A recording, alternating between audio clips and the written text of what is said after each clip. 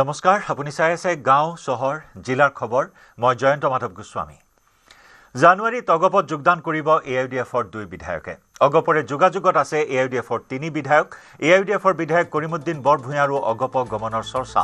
অগপৰ সৈতে যোগাযোগত আছে কংগ্ৰেছৰ 2 বিধায়ক সদনৰ বাহিৰত এই মন্তব্য অগপ নেতা ৰমেন্দ্ৰ নাৰায়ণ কলিতাৰ অৱশ্যে বিধায়কৰ নাম কোৱাৰ পৰা বিৰত থাকিল অগপ নেতাগৰাকী এআইডিএফৰ 2-4 জন এমএলএ আমাৰ অসম গণ পৰিষদ দলত যোগদান কৰিব গতিকে মই আশা ৰাখিছোঁ জানুৱাৰীৰ ভিতৰত নিশ্চয় 2-এজনে অসম গণ পৰিষদ দলত আমাৰ সিটিং এমএলএ এআইডিএফৰ যোগদান কৰাৰ 100% সম্ভাৱনা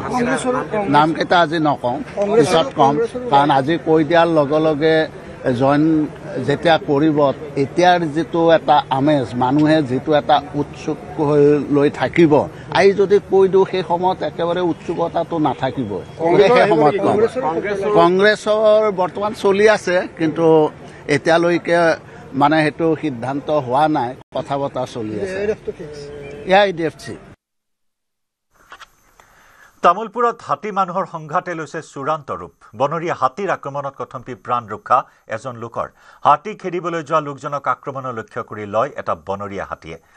আঙাৰকাটা অঞ্চলত সংঘটিত হৈছে এই শিহৰণকাৰী ঘটনা অঞ্চলটোত দীৰ্ঘদিন ধৰি বনৰীয়া হাতী যাকে খাদ্যৰ সন্ধানত জংঘলৰ পৰা ওলাই আহি চলাই আছে উপদ্ৰৱ কিন্তু ইমানৰ পিছতো বন বিভাগে কোনো ব্যৱস্থা গ্ৰহণ নকৰাত ক্ষুব্ধ হৈ পৰিছে স্থানীয় ৰাইজ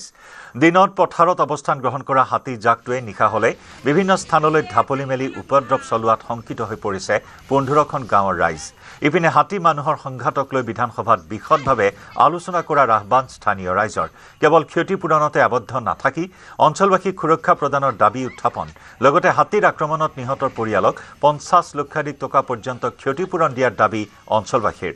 সমান্তৰালকৈ অঞ্চলটোত নতুনকৈ গঠন কৰা হৈছে হাতী মানুহৰ সংঘাত নিৰাময় আঞ্চলিক সমিতি হাতী মানুহৰ সংঘাত ৰোধ কৰা সন্দৰ্ভত কোনো চিন্তা চৰ্চা নকৰিলে দীঘলীয়া আন্দোলনৰ হুংকাৰ স্থানীয় ৰাইজৰ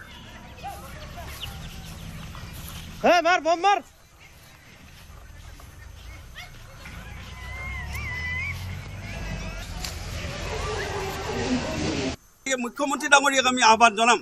যে হাতী মানুহৰ যেটো সংঘাত হৈ আছে সেই সংঘাতৰ ক্ষেত্ৰত যিসকল মানুহৰ মৃত্যু মুখত পৰে বা যিসকল চিৰঘুনীয়া হয় বা যি ঘৰবিলাক ভাঙি আছে তেওঁলোকৰ ক্ষতিপূৰণটো এই পুৰণিকলীয়া ক্ষতিপূৰণ আমি আৰু নামানো গতিকে ইয়াত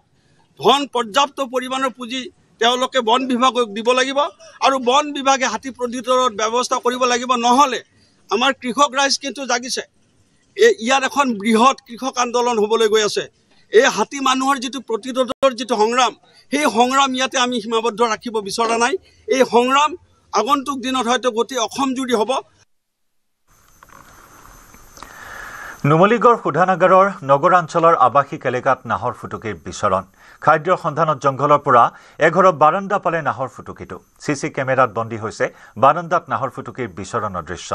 নগৰাঞ্চলৰ গাতে লাগি থকা দেওপাহাৰৰ পৰা খাদ্যৰ সন্ধানত নাহৰ ফুটুকি ওলাই অহাৰ সন্দেহ ৰাইজৰ ইপিনে জনাঞ্চলত নাহৰ ফুটুকিৰ বিচৰণক লৈ আতংকিত হৈ পৰে অঞ্চলবাসী দৃশ্য দেখুৱাইছো সিসিটিভিত বন্দী হোৱা এটা প্ৰকাণ্ড নাহৰ ফুটুকিয়ে জনাঞ্চলত বিচৰণ কৰা দৃশ্য গৃহস্থৰ ঘৰত প্ৰৱেশ কৰা দৃশ্য ইয়া খাদ্যৰ সন্ধানত ওলাই আহিছে জংঘলৰ পৰা এটা প্ৰকাণ্ড নাহৰ ফুটুকি এঘৰৰ বাৰান্দা পালে আহি নাহৰ ফুটুকিটোৱে নগৰাঞ্চলৰ গাতে লাগি থকা দেওপাহাৰৰ পৰা খাদ্যৰ সন্ধানত এই নাহৰ ফুটুকিটো ওলাই অহাৰ সন্দেহ প্ৰকাশ কৰিছে ৰাইজে ইপিনে জনাঞ্চলত নাহৰ ফুটুকিৰ বিচৰণক লৈ সম্প্ৰতি আতংকিত হৈ আছে অঞ্চলটোৰ লোকসকল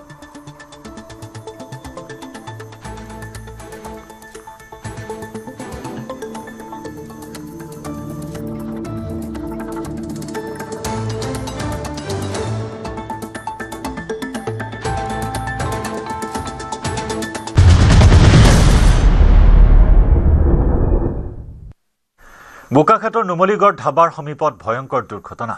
37 নম্বৰ ৰাষ্ট্ৰীয় ঘাইপথত ভয়ংকৰ এখন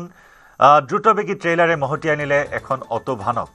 সিসিটিভিত বন্দী হৈছে দুৰ্ঘটনাটোৰ এই শিহৰণকাৰী দৃশ্য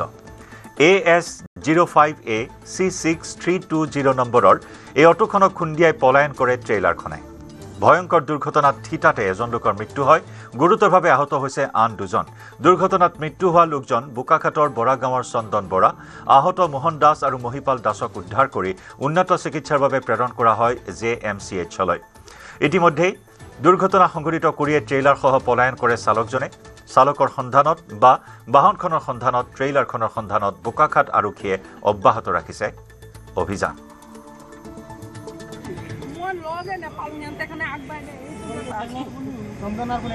চন্দনে আৰু দাস ল'ৰাটো ড্ৰাইভাৰটোৱে গ'ল এইখনে গাড়ী নিং আমি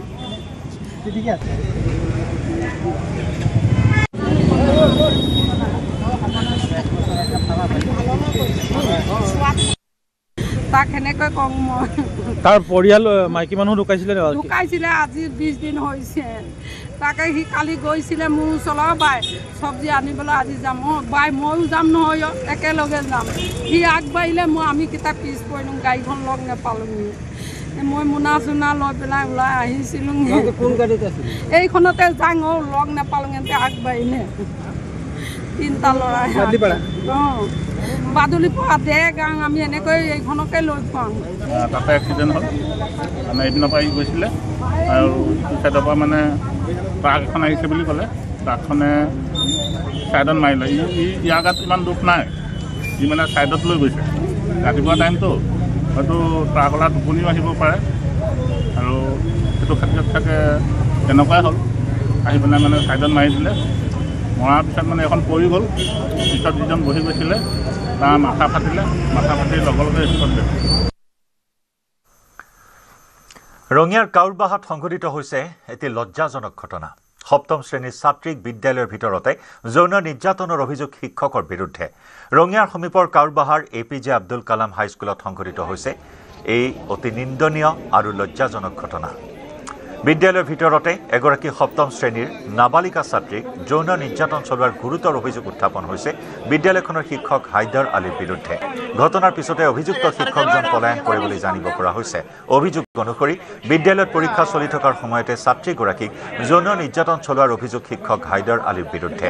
ঘটনাৰ খবৰ বিয়পি পৰাৰ লগে লগে বিদ্যালয় চৌহদত উত্তপ্ত পৰিস্থিতিৰ সৃষ্টি হয় স্থানীয় ৰাইজ উত্তেজিত হৈ বিদ্যালয়ত উপস্থিত হৈ অভিযুক্ত শিক্ষকক কঠোৰ শাস্তিৰ দাবী জনায় উল্লেখযোগ্য যে অভিযুক্ত শিক্ষক হাইদাৰ আলীৰ বিৰুদ্ধে ইতিপূৰ্বেও একেই ধৰণৰ অভিযোগ উত্থাপন হৈছিল বুলি প্ৰকাশ কৰে স্থানীয় ৰাইজে কিশোৰীগৰাকীৰ মাতৃয়ে কাউৰবাহা আৰক্ষী নিৰীক্ষণ চকীত দাখিল কৰিছে এজাহাৰ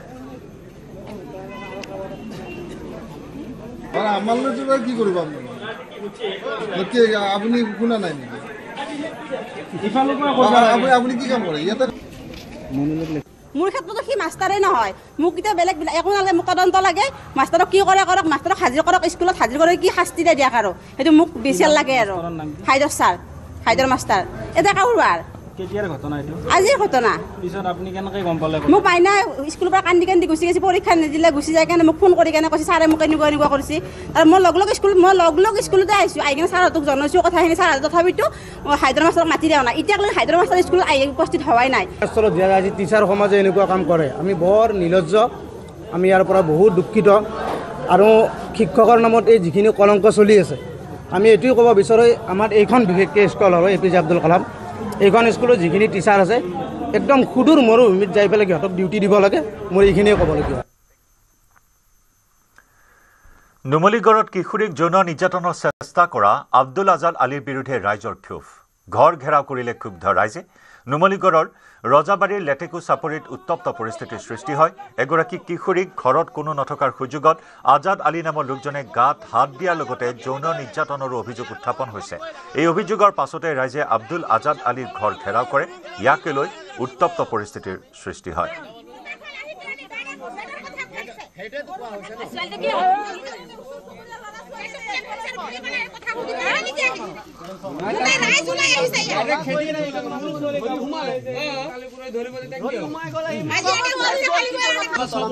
আগতে বৰগৰিয়াত চেম ঘটনা কৰি খেদন খাই পেলাই ইয়াত আহি ইমান দিনৰ পৰা আমি হয়তো বহুতখিনি কথা কৰো কিন্তু আজি যোনটো ঘটনা হৈ গ'ল এইটো সহ্য কৰিব নোৱাৰি আৰু আপোনালোকে এইটো একদম শুদ্ধ ব্যৱস্থা লৈ পেলাই ব্যৱস্থা কৰা আমি ইয়াত থাকিব নিদিওঁ মানুহজনক কেলে বৰগৰিয়াৰ পৰা চেম ঘটনা কৰি আজি এইটো মানে 2 নম্বৰ নহয় সেইটো ধৰা পৰি খেদা খাই ইয়াত আহিছে আকৌ মাজতো বহুতখিনি কৰিলে কিন্তু সেইখিনিত মানে সেইখিনিত একো হোৱা নাই আকৌ আজি ধৰা পৰিছে কিন্তু আজি যদি আকৌ এৰ খাই কোনোবা ছোৱালী লাইফ বৰবাদ হ'ব আছে কিন্তু ধুবুৰীৰ তামাৰহাটত ভূমিকেন্দ্ৰিক সংঘাতত 3জনকৈ লোক আহত হৈছে তামাৰহাটৰ উজান পেটলাত দুই পক্ষৰ মাজত এই আক্ৰমণ প্ৰতি আক্ৰমণৰ ঘটনা সংঘটিত হয় চোকা অস্ত্ৰৰ আক্ৰমণত দুই ফৈদৰ মাজত 3জন গুৰুতৰভাৱে আহত এটা পক্ষৰ জলিল শেখ আনটো পক্ষৰ আব্দুল মজিদ শেখ আৰু সাদিক আলী শেখ আহত হৈছে দীৰ্ঘদিন ধৰি দুই ফৈদৰ মাজত ভূমিকেন্দ্ৰিক সংঘাত চলি আছে 3জনকে তামাৰহাটৰ ক্ষুদ্ৰ প্ৰাথমিক চিকিৎসালয়ত ভৰ্তি কৰোৱা হয় বিবনমান ভূমিত নিৰ্মাণ কৰা গৃহটো আনটো পক্ষই অগ্নিসংযোগ কৰে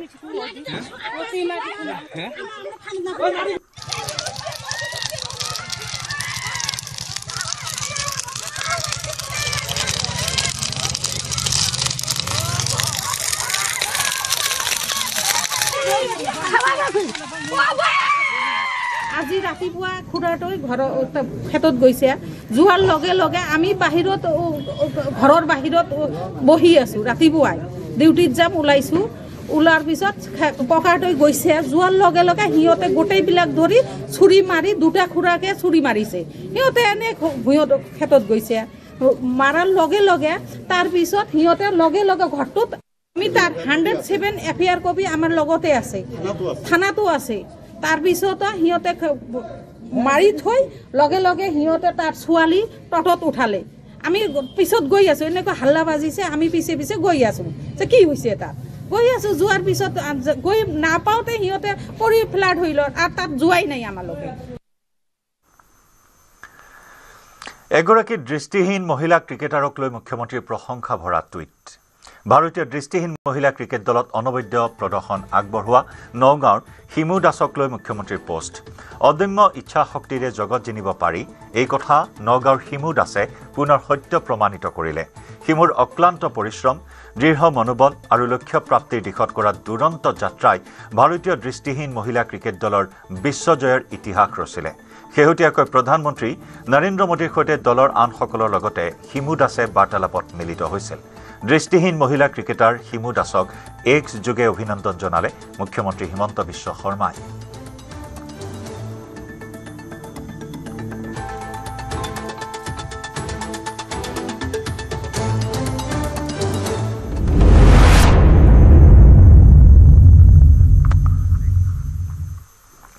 আজি মধ্য অসমত প্ৰশাসনৰ সৰ্ববৃহৎ উচ্ছেদ অভিযান নগাঁও জিলাৰ কামপুৰৰ লুটুমাৰী বনাঞ্চলত প্ৰশাসনৰ বৃহৎ উচ্ছেদ 5962 বিঘা ভূমি বেদখলমুক্ত কৰাৰ লক্ষ্য প্ৰশাসনৰ লুটুমাৰী বনাঞ্চলত বেদখলকাৰী 2070টা কেঁচা ঘৰ আৰু 192টা পকী ঘৰ উচ্ছেদৰ লক্ষ্য লৈ প্ৰশাসনে পুৱাৰে পৰা চলাইছে উচ্ছেদ অভিযান অৱশ্যে উচ্ছেদৰ পূৰ্বে সহস্ৰাধিক পৰিয়ালে নিজৰ ঘৰ ভাঙি এৰিছে ভূমি ঘৰৰ সমান্তৰালকৈ প্ৰশাসনে উচ্ছেদ কৰিলে 9 নম্বৰ খেৰণী মাজগাঁও মছজিদ ইপিনে অপ্ৰীতিকৰ পৰিস্থিতিৰ আশংকাত মোতায়েন কৰা হৈছে বৃহৎ নিৰাপত্তাৰক্ষীৰ দল যিহেতু আপোনালোকে অবৈধভাৱে প্ৰৱেশ কৰে তেন্তে অসম বন আইন নিয়মাৱলী 191 চনৰ সংবিধিত 25 বছৰ ধাৰাদণ্ড হ'ব পাৰে কামপুৰত বিজেপিৰ সভাপতিৰ ঘৰতো চলিল প্ৰশাসনৰ বুলডোজাৰ লুটুমাৰী সংৰক্ষিত বনাঞ্চলত থকা বিজেপিৰ 7 নম্বৰ ৱাৰ্ডৰ সভাপতি মাইনুল ইছলামৰ ঘৰো উচ্ছেদ কৰিলে প্ৰশাসনে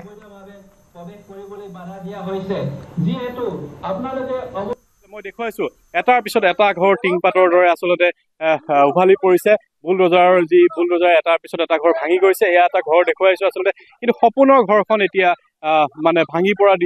কাৰণে এতিয়া সকলো আচলতে দুখত ভাগি পৰিছে মই দেখুৱাইছো সামগ্ৰিক পৰিৱেশ আৰু তাৰ লগতে ক'ব লাগিব যে পুৱাৰ পৰা যিহেতু ইয়াত উচ্ছেদ অভিযান চলি আছে শান্তিপূৰ্ণভাৱে বৰ্তমানলৈকে চলি আছে যিহেতু নগাঁও জিলা প্ৰশাসনে সম্পূৰ্ণ নিৰাপত্তাৰক্ষী ইয়াত নিয়োগ কৰিছে আৰু কামাণ্ডো বাহিনী নিয়োগ কৰিছে আৰু নিৰাপত্তাৰক্ষী যি নিয়োজিত কৰিছে তেওঁলোকৰ বৰ্তমান শান্তিপূৰ্ণভাৱে উচ্ছেদ অভিযান চলাই গৈছে মই কথা পাতিব বিচাৰিম স্থানীয় লোক আছে আচলতে নিজৰ ঘৰখন হেৰুৱাই এতিয়া ভাগি পৰিছে কি ক'ব আচলতে কি কম মানে ৰাতিপুৱাৰ পৰা কৈ আছো যেহেতু আমাৰ 5964 বিঘা মাটি আমাৰ লুটুমাৰী মুক্ত বনাঞ্চলত আছে গভৰ্ণমেণ্ট ভিলেজত আছো এৰি দিছো ফৰেষ্ট ভিলেজৰ পৰা এনেকুৱা আমি দেখাও এৰি দিম যদি বাংলাদেশী প্ৰুফ কৰিব পাৰে এই মাজগাঁও অঞ্চলৰ আচলতে কিমান ঘৰ মানুহ ইয়াত আছিলে প্ৰশাসনৰ জাননী পোৱাৰ পিছত অলৰেডি মানুহবিলাক খালী কৰি দিছে বুজিছে নাই কিন্তু কিছুমান মানুহৰ ভিতৰত এইটোৱে খুব আছে যেহেতু আমি ইয়াত মোৰ ঘৰ ইয়াত যেনিবা মোৰ ঘৰ ইয়াতে মোৰ বাঙালী ভাই এজনৰ ঘৰ আছে এইফালে বিহাৰী ভাই এজন সিহঁতে ভাঙা নাই মই কিয় ভাঙিম এইটো কাৰণে যিমান মানুহ আছে আজিলৈকে এইটো আশাতে আৰু এইটো বৰকাতে আছে যে মোৰ লগৰ ঘৰটো যেতিয়া ভাঙা নাই মই ভাঙিব ইয়াত কথাই নাই আছে আপোনালোকে কওক নিজৰ সপোনৰ বাৰীখন আজিৰ পৰা নাপাব তামোল পাণ নাৰিকল যি লগাইছিল সকলোবোৰ গছ এতিয়া উভালি পৰিছে দেখুৱাই আছো সামগ্ৰিক পৰিৱেশ এনেদৰে বৰ্তমান যিহেতু এখনৰ পিছত ইখন বাৰী উচ্ছেদ কৰি গৈছে আপোনাৰ ঘৰো উচ্ছেদ কৰিছে নেকি হয় স্যার আমার ঘরও উচ্ছেদ করেছে আমি এইবিলাক সুপ্রিম কোর্টত চলি আমার খাজনা দিয়া মাটি এইবিলাক আমি সুপ্রিম কোর্টত হেৰি চলি আছে কেছ চলি আছে সুপ্ৰিম কোৰ্টৰ ডেটো আছে আমাৰ আগলৈ 14 তাৰিখ লাগে আগৰ মাহৰ 14 তাৰিখ লাগে স্যাৰ আমাৰ ডেট আছে আমাৰ এইবিলাক ডেট চেৰ একো চোৱা নাই কাগজ পাতি একো চোৱা নাই আহিছে ধুমাধুম আহিছে আৰু ধুমাধুম এভকশ্যন কৰিছে উচ্ছেদ কৰিছে আমাৰ ঘৰ ভাঙি দিছে এতিয়া আমাৰ ক'তো যাবলৈ জেগা নাই স্যাৰ আৰু এবাৰ আমি ভোটাৰ সব কিবা কিবি আমি ক'তো যাবলৈ জেগা নাই এতিয়া আমার একটু শোয়া নাই আমার একটু করা নাই কি করিলাম একদম তো আমাকে তো গুলিয়ে মারি দিল ভালো ছিল স্যার আমি এলাকে ভাঙি দিল আমার গুলিয়ে মারি দিও আমি কত যাবলৈ জায়গা নাই ল'ৰা ছোৱালী স্কুল পঢ়ি আছে এই ছোৱালীজনী স্কুল যাব পৰা নাই স্যাৰ এইবিলাক ল'ৰাবিলাক স্কুল যাব পৰা নাই এইবিলাক কৰাতকে আমাক গুলিয়ে মাৰি পেলালেও ভাল আছিল আমি তেনেকে ভাবিছিলো আচলতে মই দেখুৱাইছো আচলতে এয়া লুটুমাৰী সংৰক্ষিত বনাঞ্চলৰ মাজগাঁও অঞ্চল এয়া মাজগাঁও অঞ্চলত এনেদৰে এই ভাগি পৰিছে শুকত আচলতে নিজৰ আপোন ঘৰখন হেৰুৱাই এনেদৰে বৰ্তমান ভাগি পৰা পৰিলক্ষিত হৈছে মই সামগ্ৰিক পৰিৱেশ দেখুৱাই গৈছো লুটুমাৰী সংৰক্ষিত বনাঞ্চলৰ পৰা আৰু পৰৱৰ্তী সময়ত দেখুৱাই যাম এনেদৰে আৰু বৰ্তমান আমি যি লুটুমাৰী সংৰক্ষিত বনাঞ্চলৰ মাজগাঁও অঞ্চলৰ পৰা আমি সামগ্ৰিক পৰিৱেশ দেখুৱালো মোৰ লগত এগৰাকী ব্যক্তি আছে তেওঁৰ ঘৰ ইতিমধ্যে উচ্ছেদ কৰা হৈছে এইখন লুটুমাৰী মাজগাঁৱৰে তেওঁৰ নামটো হৈছে মাইনুল ইছলাম আৰু আটাইতকৈ ডাঙৰ কথাটো হৈছে মাইনুল ইছলাম বিজেপিৰ 7 নং বুথৰ সভাপতি আৰু তেওঁৰ ঘৰ ইতিমধ্যে উচ্ছেদ কৰা হৈছে অৰ্থাৎ বিজেপিৰ নেতাৰ ঘৰো বৰ্তমান এই উচ্ছেদ অভিযানত উচ্ছেদ হ'বলগীয়া পৰিছে তেওঁ ডুমডুমিয়াৰ এগৰাকী ব্যক্তি এগৰাকী মই দেখুৱাইছোঁ মাইনুল ইছলাম তেওঁ সিঙৰ ডুমডুমিয়াৰ তাৰপিছত ইয়ালৈ গুচি আহিলে নদীয়ে ঘৰ ভঙাৰ কাৰণে ইয়াৰ ঘৰ বান্ধিলে আৰু তেওঁ চৰকাৰী বহু সুবিধাও পাইছে ৰেচন কাৰ্ডো আছে হয় আমাৰ ৰেচন কাৰ্ড আছে PM কিষাণৰ ঘৰ আছিল এইটো আমাৰ PM কিষাণৰ ঘৰ আছিলে চৰকাৰে দিছে এইটো আছিলে আমাৰ Longjap 7 number ward Longjap panchayat 7 number ward আছিলে এইটো কিন্তু 7 নম্বৰ ৱাৰ্ডৰ সভাপতি আমি বিজেপি চৰকাৰৰ সভাপতি হিচাপত মই নিযুক্তি দিছিলে ৰাইজে আৰু আমাৰ এইজন আছিলে উপসভাপতি আছিলে আমি বিজেপি চৰকাৰক আমি বহুত সহায় কৰিছোঁ আৰু ভোট দিছোঁ আমি ভোট দি পেলাই জিকাইছোঁ জিকাৰ পিছত আজি আমাৰ ইয়াতে বহুত নথি পত্ৰ আছে আমি ইয়াতে আজি 50 বছৰ ধৰি আহিছোঁ প্ৰায় প্ৰধানমন্ত্ৰী আৱাস যোজনা ঘৰ নেকি চৰকাৰী ঘৰ চৰকাৰী ঘৰ আছিলে চৰকাৰী PM কিষাণৰ ঘৰ আছিল মই দেখুৱাই চাওক এইটো প্ৰধানমন্ত্ৰী আৱাস যোজনা ঘৰ প্ৰধানমন্ত্ৰী আৱাস যোজনা ঘৰ লুটুমাৰী সংৰক্ষিত বনাঞ্চলত আছিলে এয়া আৰু এইটো আছে আৰু তেওঁ ৰেচন কাৰ্ডো আছে আপোনাৰ ৰেচনৰ কাৰ্ড আছে ৰেচন কাৰ্ড আছে এইটো কাৰেণ্ট দিছে আমাক কনজুমা আছে আমাৰ সব কিছু সুবিধা আছে চাউলৰ কাৰ্ড আছে তেতিয়া তাৰ পিছতো আমাৰ মোৰ ল'ৰা ছোৱালী 3জন এজনক বিয়া দিছোঁ আৰু এজনী কলেজত পঢ়ি আছে কি কাম কৰে আপুনি মইতো এনে সৰু সৰু এটা বিজনেছ কৰোঁ ধানৰ বিজনেছ কৰি থাকোঁ কিন্তু আজি একো কৰিব পৰা নাই আমি এই অলপমান জায়গাত আমি থাকো এইখিনি জায়গা যদি আমাক ভাঙি দিয়ে আমি ক'ত যাম আমাৰ মাটি বাৰী একো নাই আক্ষেপৰ কথা মাইনুল ইছলাম তেওঁ এগৰাকী বিজেপিৰ সভাপতি হোৱাৰ পিছতো তেওঁৰ ঘৰ এদৰে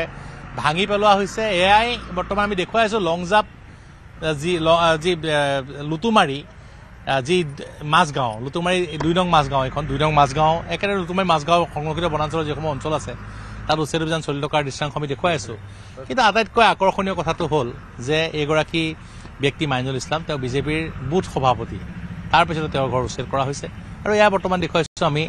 আজি পুৱাৰ পৰা যি উচ্ছেদ অভিযান চলি আছে তাত এটা কথা যিগৰাকী বিজেপিৰ যিগৰাকী 7 নং ৱাৰ্ডৰ যিগৰাকী সভাপতি তেওঁ এটা কথা অভিযোগ কৰিছে যে কেৱল মাত্ৰ মুছলমান হোৱাৰ বাবে তেওঁৰ ঘৰটো উচ্ছেদ কৰা হয়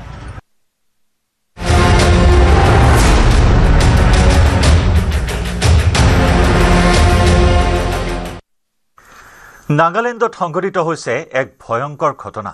মৰিয়াই হত্যা অসমৰ এজন যুৱকক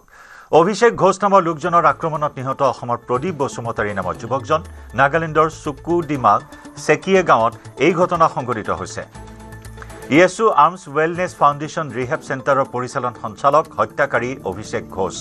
ৰিহেব চেণ্টাৰটোত চিকিৎসাধীন হৈ আছিল অসমৰ প্ৰদীপ বসুমতাৰী। মৃত প্ৰদীপ বসুমতাৰীৰ ঘৰ সৰুপথাৰ সমজিলাৰ উৰিয়াম ঘাটত। নাগালেণ্ড আৰক্ষীয়ে নিজাববীয়াকৈ গোচৰ ৰুজু কৰি ইতিমধ্যে 5 জনক গ্ৰেপ্তাৰ কৰিছে। মূল অভিযুক্ত অভিষেক ঘোষক জেৰা চলাই আছে নাগালেণ্ড আৰক্ষীয়ে। উল্লেখযোগ্য যে নৱেম্বৰৰ 26 তাৰিখে হত্যা কৰা হৈছিল অসমৰ প্ৰদীপ বসুমতাৰী নামৰ যুৱকজনক।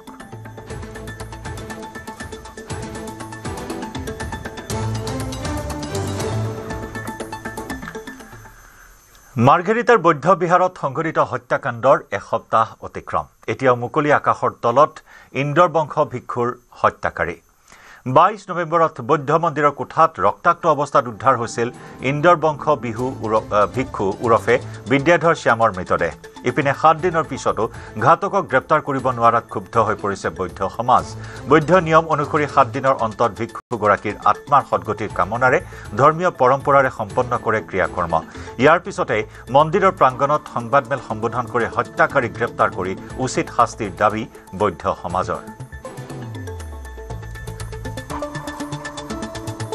বিহাৰত যি হত্যাকাণ্ড, যি এক জঘন্য হত্যাকাণ্ড সংঘটিত হৈ গ'ল, সেই হত্যাকাণ্ড কিন্তু 7 দিন পাৰ হৈ যোৱাৰ পিছতো কোনো ধৰণৰ তেওঁলোকে হত্যাকাৰীক আটক কৰিবলৈ সক্ষম হোৱা নাই। গতিকে আমি ভাবিবলৈ বাধ্য হৈছোঁ যে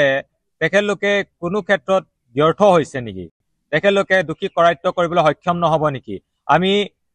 মই এগৰাকী বুদ্ধ ধৰ্মাৱলী লোক হিচাপে বা ইনথেম মুংগং গাঁৱৰ ৰাইজ হিচাপে তেখেতলোকৰ ওচৰত প্ৰশ্ন উত্থাপন কৰিব বিচাৰিছোঁ যে তেখেতলোকে কিয় 7 দিন উকলি যোৱাৰ পিছতো তেখেতলোকে বৰ্তমান সময়লৈকে দোষী কৰায়ত্ব কৰিব পৰা নাই। ৰাজ্যত অব্যাহত আছে অবৈধ কয়লাৰ ৰমৰমীয়া বেহা। কৰ ফাঁকিৰে অৰুণাচলৰ পৰা অসম হৈ গৌৰীপুৰলৈ দৈনিক শ ট্ৰাকেৰে সৰবৰাহ হৈ আছে কয়লা। কোনো বৈধ চিলমোহৰ নোহোৱা বিভ্ৰান্তিকৰ চালানেৰে এটা বৃহৎ চক্ৰই চলাই গৈছে কয়লাৰ চিণ্ডিকেট। সুমিত জিন্দাল নামৰ এগৰাকী ব্যৱসায়ীয়ে সন্তোষ নামৰ এগৰাকী দালালৰ জৰিয়তে চলাই আহিছে এই সমগ্ৰ ব্যৱসায়। প্ৰতিখন কয়লাভৰ্তি ট্ৰাক অৰুণাচলৰ পৰা অসম হৈ গৌৰীপুৰলৈ পাৰ কৰি দিয়াৰ বিনিময়ত 1.5 লাখ টকা সংগ্ৰহ কৰি অহাৰ অভিযোগত দালাল চক্ৰৰ বিৰুদ্ধে প্ৰতিক্ৰিয়াৰ সৃষ্টি হৈছে। শুকুৰবাৰে নিশা সদৈ তিৱা ছাত্ৰ সন্থাই জাগিৰোডৰ মাজমজিয়াত মুঠ 8খনকৈ কয়লাভৰ্তি ট্ৰাক জব্দ কৰাৰ পিছতে পোহৰলৈ আহিছে এই সমগ্ৰ তথ্য। নীতি বহিৰ্ভূতভাৱে অত্যধিক কয়লা কঢ়িয়াই অনা ট্ৰাক চালকে সদৰি কৰে এই তথ্য।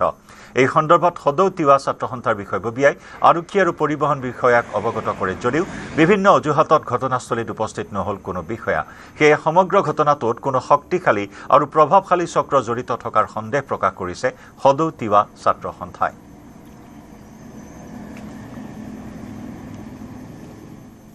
এখনমান গাড়ী আমাৰ যি জাগিৰোডত যদি নেকি শিলভাঙা যিটো ফ্লাইঅভাৰ, নতুনকৈ যদি নিৰ্মিত যদি শিলভাঙা ফ্লাইঅভাৰ,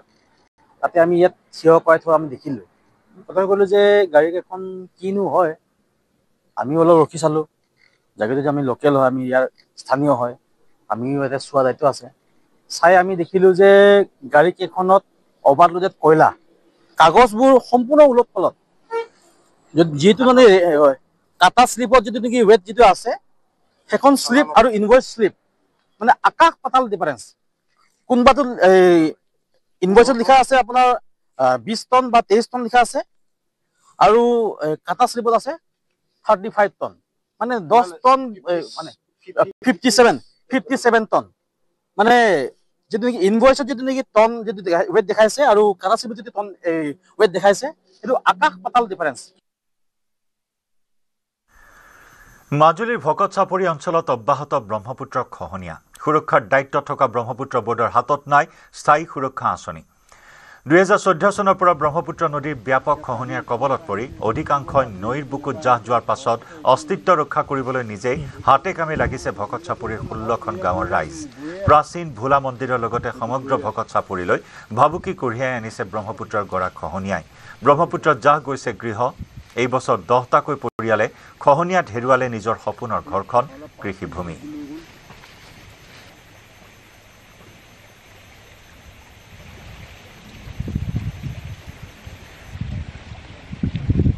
অব্যাহত আছে গৰুখুটিৰ ব্ৰহ্মপুত্ৰৰ ব্যাপক গৰাখহনীয়া, আৰু বৰ্তমান সময়ত মই দেখুৱাইছোঁ যে পূৰ্বে আমি যি স্থানত আছিলোঁ সেই স্থান বৰ্তমান খহাই লৈ গৈছে ইতিমধ্যে আৰু সমান্তৰালভাৱে কাষ চাপি আহিছে এই প্ৰাচীন ভোলা মন্দিৰলৈ আৰু ইয়াৰ সমীপতে যি চৰকাৰী ঘৰ বনোৱা হৈছিল সেই ঘৰ বৰ্তমান সময়ত ব্ৰহ্মপুত্ৰৰ মাজত এয়া দেখিবলৈ পাইছে আৰু ৰাইজে গছৰ ডাল আদি দি যদিও খহনীয়াৰ প্ৰতিৰোধৰ চেষ্টা চলাইছে তথাপিও এই স্থান যে থাকিব সেই আশা অতি কম আৰু বৰ্তমান সমগ্ৰ অঞ্চলটোৱে আচলতে খহনীয়াত যা যোৱাৰ উপক্ৰম হৈছে। আমাৰ মাজুলী বিধায়ক মহোদয় আৰু DC ছাৰ মহোদয়কে প্ৰমুখ্য কৰি পেলাই আমাৰ হিমন্ত বিশ্ব শৰ্মা মুখ্যমন্ত্ৰী ডাঙৰীয়াক আমি জনাইছোঁ যে আমাৰ যি ঐতিহ্যপূৰ্ণ এই ভোলা মন্দিৰভাগ ব্ৰহ্মপুত্ৰ চাপৰিৰ মাজত বসবাস কৰি আছিলে এতিয়া অস্তিত্ব হেৰাই গৈছে। গতিকে অতি সোনকালে পলম নকৰি পেলাই তেওঁক যি জেগাত আছে সেই জেগাতে থাকিবৰ কাৰণে তেখেতে কৰ্মকৰ্তা যিখিনি বিভাগীয় কৰ্তৃপক্ষলৈ জাননী দিয়ে বুলি আমি অনুৰোধ জনাইছোঁ। ব্ৰহ্মপুত্ৰ বোৰ্ডৰ ওপৰত বিশ্বাস কৰিব পাৰিনে যে ব্ৰহ্মপুত্ৰ বোৰ্ডে মাজুলী সুৰক্ষা দিব? এইটোতো একেবাৰে মানে সম্ভৱ নহয়, কাৰণ এইটো গত 2002 চনৰ পৰা ব্ৰহ্মপুত্ৰ বোৰ্ড মাজুলীত আছে। গতিকে মাজুলীৰ ভূমি কিমান সংৰক্ষণ দিছে এইটো মানে আমি ক'বলগীয়া কথাই নহয়। মাজুলী মানুহে আজি তাৰিখত এজন মানে বাচ্চায়ো জানে যে ব্ৰহ্মপুত্ৰ বোৰ্ডটো যে এটা মানে হেৰি। আৰু 2 নম্বৰতে চবতকৈ ডাঙৰ কথা এইটোৱে মানে ইয়াতে এতিয়া চবতকৈ অলপমান দূৰত আপুনি 1 কিলোমিটাৰ জাহাজ আছে, যোনটো জাহাজৰ এইটো চেনেল হৈছে। এই চেনেলটোৰ কাৰণে চবতকৈ আমাৰ ইয়াতে খহনীয়াটো বেছি হৈছে। মানে এই জাহাজ এটা চেনেল বনাইছে দক্ষিণ পাৰে, যিহেতু চেনেলকেইটা নাই অলৰেডি বন্ধ হৈ গ'ল। গতিকে আমাৰ এইফালে উত্তৰ পাৰৰ ফালে মাজুলী ফালে গুচি আহিছে। আৰু 2 নম্বৰ মাজুলী মাটিকালিটোৰ যোনটো মানে ইয়াৰ আয়তনটো বহুত পাতল হয়। সেই পাতল হোৱাৰ খাতিৰত ইয়াতে এতিয়া আমি বাৰম্বাৰ এটা কথাই ভাবি আছোঁ যে ইমানকৈ কোৱা পাছতো ইয়াতে মানে জাহাজখিনি বন্ধ হোৱা নাই। এইটো এটা আমাৰ অতি আমাৰ পৰিতাপ বিষয়। যদি এনেদৰে সহায় থাকে তেতিয়াহ'লে অতি কম দিনৰ ভিতৰত খুব বেছি 2 বছৰ নালাগে ভকত চাপৰিটো সম্পূৰ্ণ এটা হ'বলৈ। সেইকাৰণে মই অসমৰ জনপ্ৰিয় মুখ্যমন্ত্ৰী মহোদয়ক মানে এটা বাৰম্বাৰ অনুৰোধ কৰিছোঁ, ডক্টৰ হিমন্ত বিশ্ব শৰ্মা মহোদয়, আৰু লগতে আমাৰ বান নিয়ন্ত্ৰণ মন্ত্ৰী মানে পীযুষ হাজৰিকা মহোদয়ক আমি অনুৰোধ কৰিছোঁ এই তৰুণ দত্ত বুলি কোৱা কণ্ট্ৰেক্টৰজনক অতি সোনকালে তেখেতৰ লাইচেঞ্চটো বাতিল কৰিব লাগে। আৰু তেখেতে যোনটো মানে কাম যদি নকৰে তেতিয়াহ'লে মানে তেখেতসকলে কামবিলাক লয় কিয় সেইটো এটা আমাক মানে জবাব দিব লাগে। আৰু 2 নম্বৰ তেখেতসকলে মানে আইনী ব্যৱস্থা তেখেতক আইনী পাছত আমাক সোমোৱাব লাগে। নিশ্চিতভাৱে আচলতে ব্ৰহ্মপুত্ৰ বোৰ্ডে 2004 চনৰ পৰাই কাম কৰি আছে, কিন্তু মাজুলীৰ স্থায়ী সুৰক্ষাৰ নামত এচপৰা ভূমিও সুৰক্ষিত নহ'ল। গতিকে ৰাইজে প্ৰশ্ন উত্থাপন কৰিছে যে ব্ৰহ্মপুত্ৰ বোৰ্ডে প্ৰকৃততে কি কাম কৰিলে। আঘোণ মানেই কৃষকৰ সোণগুটি চপোৱাৰ সময়, আঘোণ মানেই সোণোৱালী শস্য চপোৱাৰ সময়। আঘোণৰ পথাৰত ব্যস্ততাৰ অন্ত নাই কৃষকৰ। বৰচলাৰ 2 নম্বৰ বৰপুখুৰীত বিহু নাম গাই চপাইছে সোণগুটি। বৰচলাৰ 2 নম্বৰ বৰপুখুৰী গাঁৱৰ শ্ৰী শ্ৰী দীঘলী লেঙেৰা মাগুৰী সত্ৰৰ 7ম বাৰ্ষিক প্ৰতিষ্ঠা দিৱস উদযাপনৰ বাবে পুঁজিও সংগ্ৰহ কৰিছে তেওঁলোকে। আমি এই প্ৰতিবেদন কিছু সময় পিছত আগবঢ়াম। আহিছোঁ অন্য এটি খবৰলৈ। জন্মদাতা পিতৃয়ে 2 পুত্ৰৰ বিৰুদ্ধে তৰিলে গোচৰ। ঢেকিয়াজুলিত 2 পুত্ৰৰ বিৰুদ্ধে পিতৃয়ে তৰিলে গোচৰ। 1 নম্বৰ ৰঙাগৰা গাঁৱত সম্পত্তিৰ বাবে 2 পুত্ৰ প্ৰহ্লাদ দাসে 85 বছৰীয়া পিতৃক দীৰ্ঘদিন ধৰি অত্যাচাৰ চলোৱাৰ অভিযোগ। পুত্ৰৰ অমানসিক অত্যাচাৰ সহিব নোৱাৰি 85 বছৰীয়া ৰমেশ দাসে ঢেকিয়াজুলি থানাত তৰিলে গোচৰ। সম্পত্তিৰ বাবে পিতৃক অত্যাচাৰ কৰাৰ অভিযোগ। ঢেকিয়াজুলিৰ 1 নম্বৰ ৰঙাগৰা গাঁৱৰ নিবাসী ৰমেশ দাসৰ 6 গৰাকী পুত্ৰ ক্ৰমে অমূল্য দাস, প্ৰমোদ দাস, প্ৰভাৱ দাস, প্ৰহ্লাদ দাস, প্ৰদীপ দাস আৰু প্ৰফুল্ল দাস। অভিযোগ অনুসৰি ৰমেশ দাসৰ অজ্ঞাতে বেংকৰ ঋণ লোৱাৰ কথা কৈ পুত্ৰ প্ৰহ্লাদ, প্ৰদীপ, প্ৰফুল্লই 6 বিঘা মাটি কৌশলেৰে নিজৰ নামত নামজাৰি কৰি হস্তগত কৰিবলৈ উঠি পৰি লাগিছে। 2 জ্যেষ্ঠ ভাতৃ অমূল্য দাসকো এই সন্দৰ্ভত অন্ধকাৰত ৰাখি 4 ভাতৃয়ে 6 বিঘা মাটি কৌশলেৰে হস্তগত কৰাৰ অভিযোগ তুলিছে অমূল্য দাস আৰু প্ৰমোদ দাসে। সম্পত্তিৰ বাবে পিতৃক কৰা এই অত্যাচাৰৰ বাবে ঢেকিয়াজুলি থানাত এজাহাৰ দাখিল কৰি ন্যায় বিচাৰিছে অসহায় পিতৃয়ে।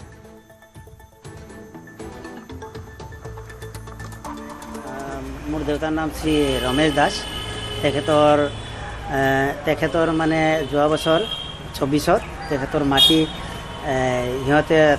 চক্ৰবিহাৰ কাৰ্যালয়ত লৈ সিহঁতে 4জনে আমাৰ 4টা ভাই ককাই আমাৰ 2জনক বাদ দি লৈখিনি ৰেজিষ্টাৰ নামজাৰি কৰিছে। তাৰপিছত এইটো দেউতাই কেনেবাকৈ ঘৰত গম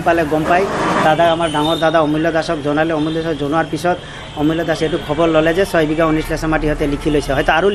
সিহঁতে আৰু থাকিব পাৰে লোৱাটো, তো আমি ইমানখিনি গম নাপাওঁ। তাৰপিছত এইখিনি যেতিয়া দেউতাই কৈ দিলে আমি গম পালোঁ। গম পোৱাৰ পিছত দেউতাক সিহঁতে হাৰাশাস্তি কৰি আছে। ঘৰৰ পৰা জবৰদস্তি ওলাই দিয়ে, দেউতাক মাৰিব যায় খঙত, কয় ঘৰৰ পৰা ওলাই যাওক, মাটি আমাৰ। দেউতাক খেদি দিয়ে। 85 বছৰ বয়স দেউতা, বুঢ়া মানুহ, দাৱাই চাৱাই পেলাই দিয়ে আৰু দেউতাক হাৰাশাস্তি কৰে। দেউতাক মাৰিবলৈ গৈছে। দেউতাক মাৰিব যায় খঙত মাটিটোৰ কাৰণে দেউতা এতিয়া কৈ দিছে সিহঁতৰ অসুবিধা হয় নেকি সেইকাৰণে গাঁও চহৰ জিলাৰ খবৰত পুনৰবাৰ চাওঁ আহক হেডলাইনছ